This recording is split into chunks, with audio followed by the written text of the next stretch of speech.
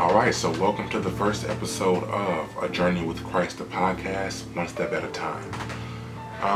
This has been a long time coming, I am your host, by the way, Phil Tross.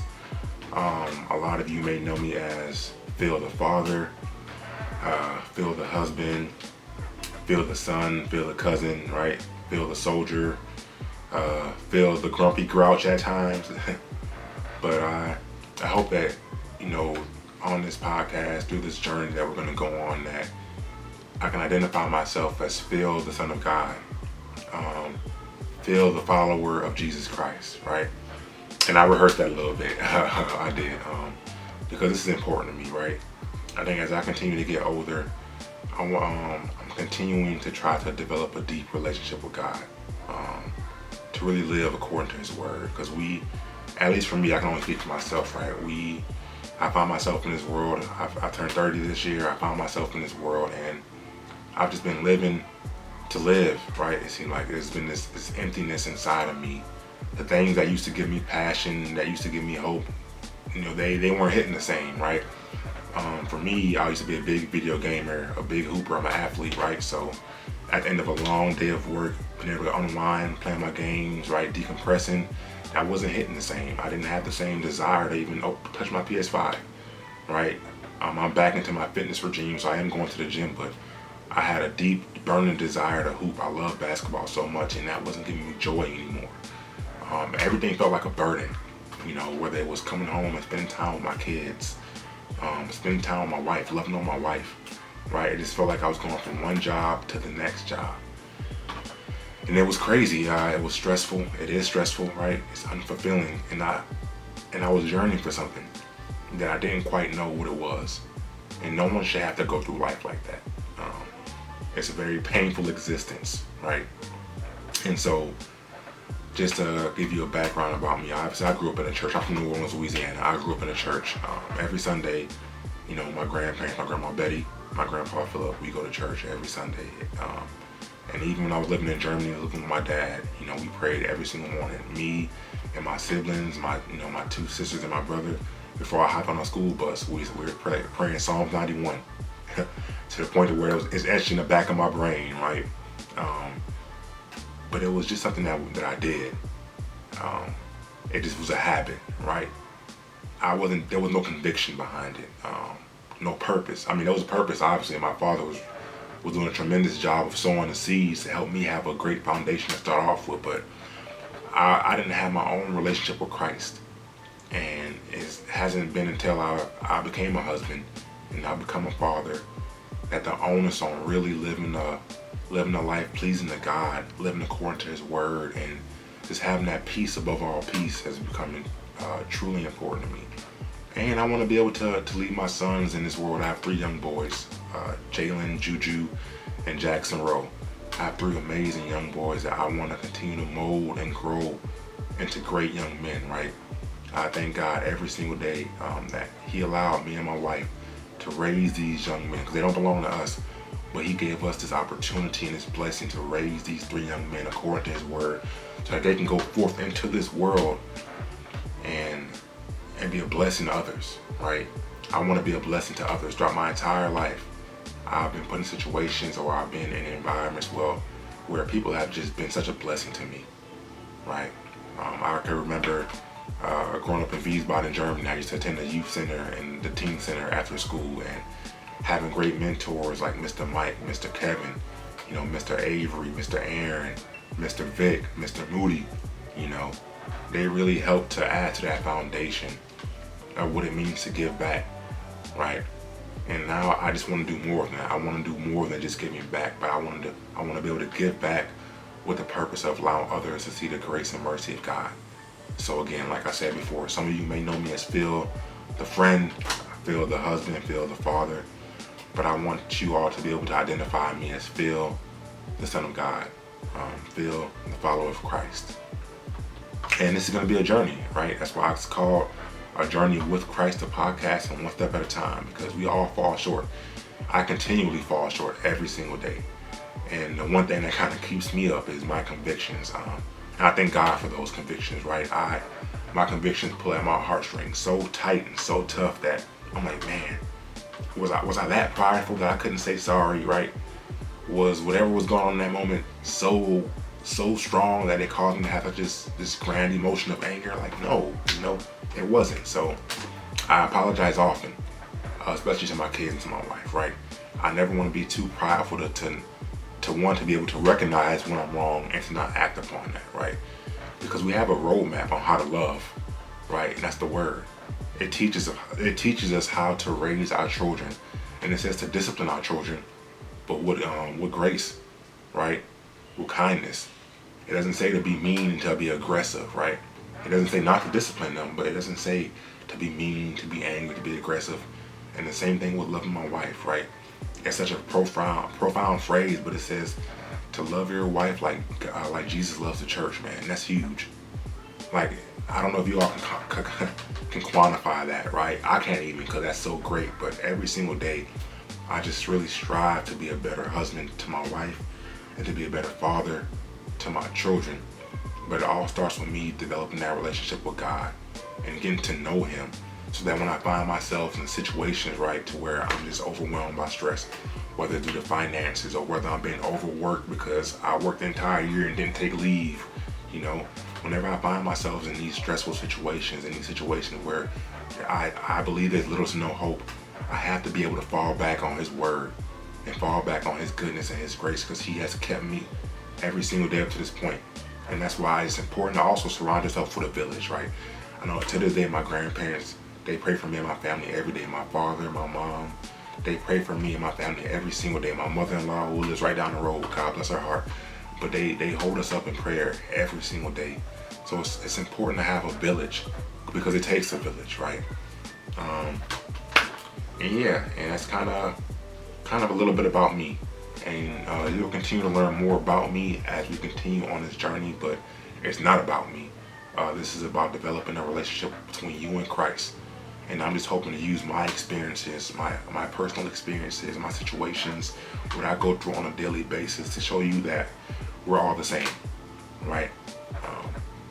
And God loves us all the same.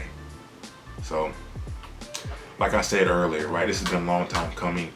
I was supposed to start this podcast in the beginning of the year, but now I can't do it right now. I'm in school. I gotta wait. So I procrastinated a bit. Then I was like, okay, cool. It's June. My birthday coming up. Let me do it now. Then I was like, oh no, I can't do it just yet. My birthday's coming up. I'm going to Texas. So I procrastinated even more. And then I had my shoulder surgery. Right? So you can see a trend, right?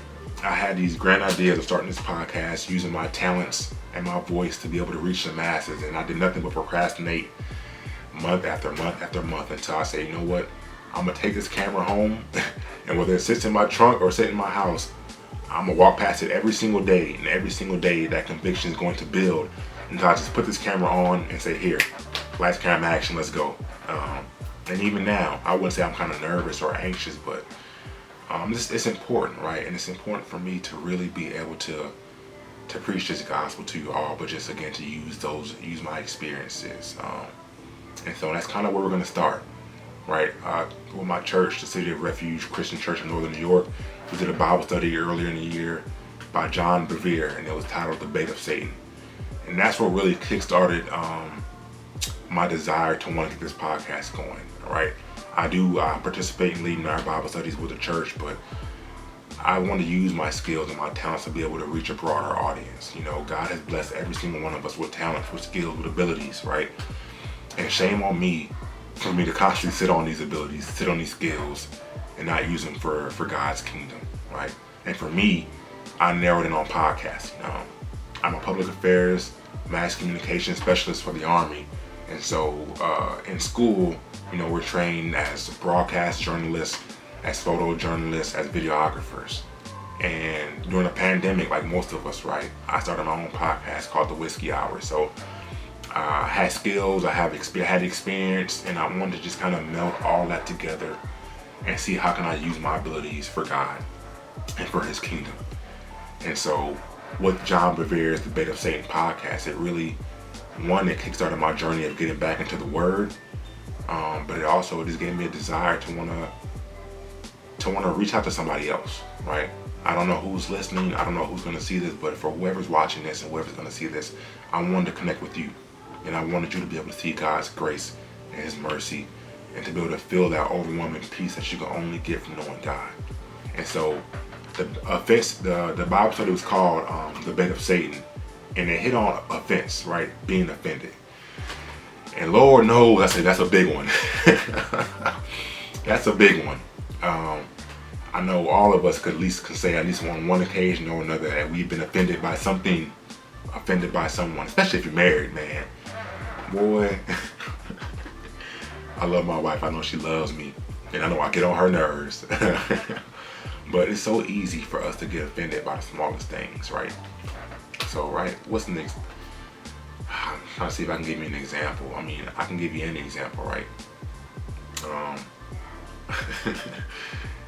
So being from New Orleans, I love fine cuisine. I love cooking in general. I love eating. I'm a big foodie. But there's plenty of nights, especially being a soldier, that I will come home late from work, right? But because I love my wife and my family, I'm gonna come home late and still chef up a nice meal for them. But I'm sure it had to be one of these nights, not necessarily this year, but years ago, where I was still trying to increase my skill level when it comes to cooking, right? And I believe I cooked something that she just didn't care for, right? And I immediately got offended. And right, when you get offended, that opens up the door for Satan to come in and just attack you, attack that marriage, attack that family, attack that stronghold, right? But I cooked up some kind of meal, and she didn't really care for it. And I took major offense to that, because I'm like, yo, here I am after working a long day, right? Because she wasn't working, obviously, right? Of course not, she was working, right?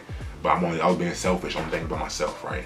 So here I am after a long day of working, being a soldier, coming home trying to cook up a nice meal for everybody, and you have the audacity to tell me you didn't like it, right? But I had to really recognize, and this is all hindsight, right? But I had to really recognize what was it about that moment that caused me to get so offended, because she wasn't attacking me. My wife wasn't attacking me when she said the food wasn't that great. One, I asked her for her opinion. And the only way you can get better is by receiving that constructive criticism, right? But she wasn't attacking me, the person. She wasn't attacking Phil. She wasn't even attacking my cooking ability. I asked her a question. She just simply said, hey, it wasn't one of your better meals. And instead of just saying, you know what, thanks for that feedback, baby. Instead of using that feedback to, okay, you know what, here's some lessons learned. I can make this a better meal next time. I took offense to that. And you don't want to do that, right? Because it says, when you defend yourself, you forfeit your spiritual right of protection. And that's 1 Peter 3:9, right? When you defend yourself, you forfeit your spiritual right of protection. So how does that directly relate to cooking? Or at least this particular scenario, not too much, but I'll give you a better one, right? On the job, you have a boss or you have a coworker, and they get on your nerves for whatever the reason, or you all are having a bad day, right?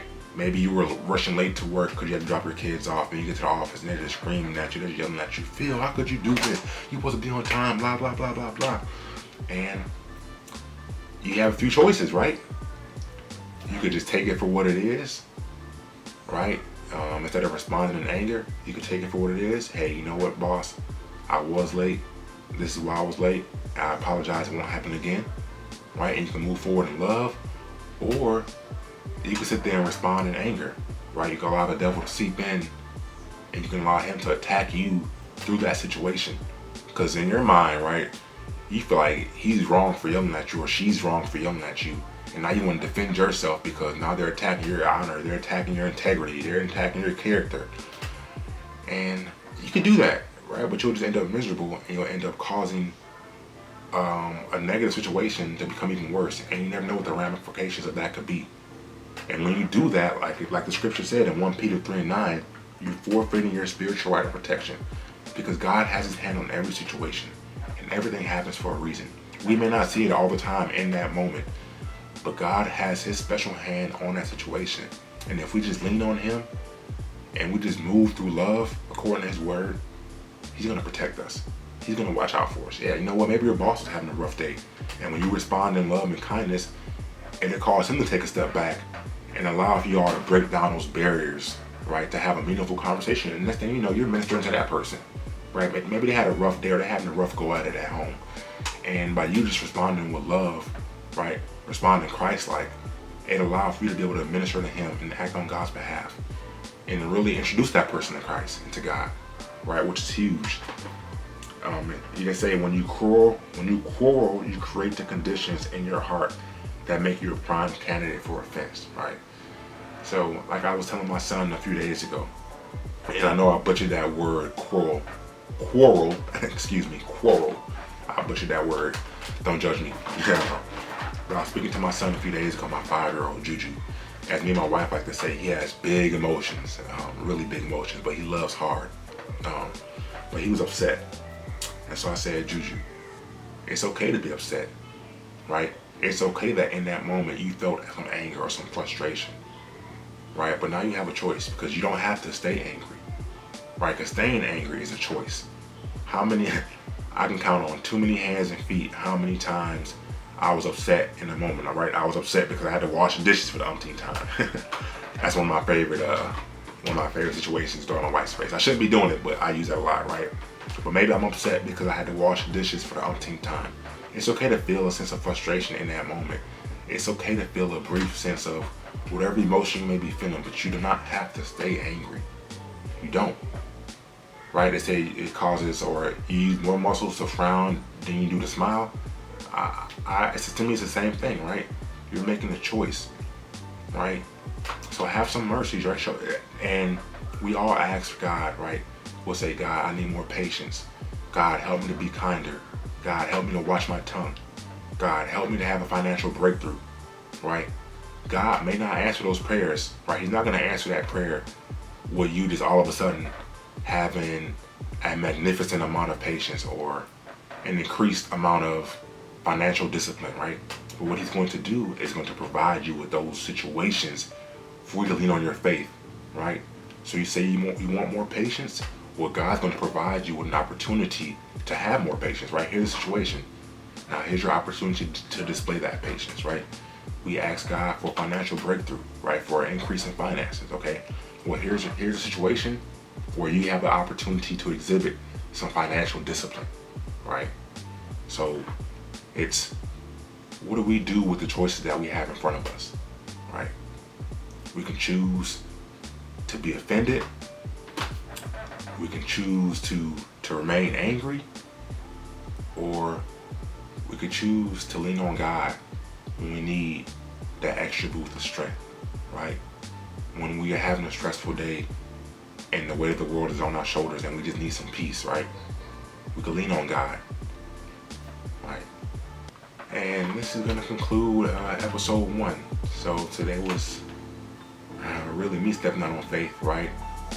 And doing what I said I wanted to do, right? I asked God, how can I use my gifts for the betterment of his kingdom? And he's allowed me to have opportunities to where I can use my skills. And so I'm just praying to God that everything I'm doing with this podcast, A Journey Through Christ, the podcast, one step at a time, is pleasing to him. And I just continue to use my experiences and to use my situations to help show you all that we're the same. And that no matter where you're starting from, no matter if you go to church every day, no matter if you've never gone to church, no matter if you know God, if you don't know God, here's an opportunity to meet him, to get to know him, and to build that relationship with him. Thank you again. Once again, I'm your host, Phil, and this was A Journey Through Christ, the podcast.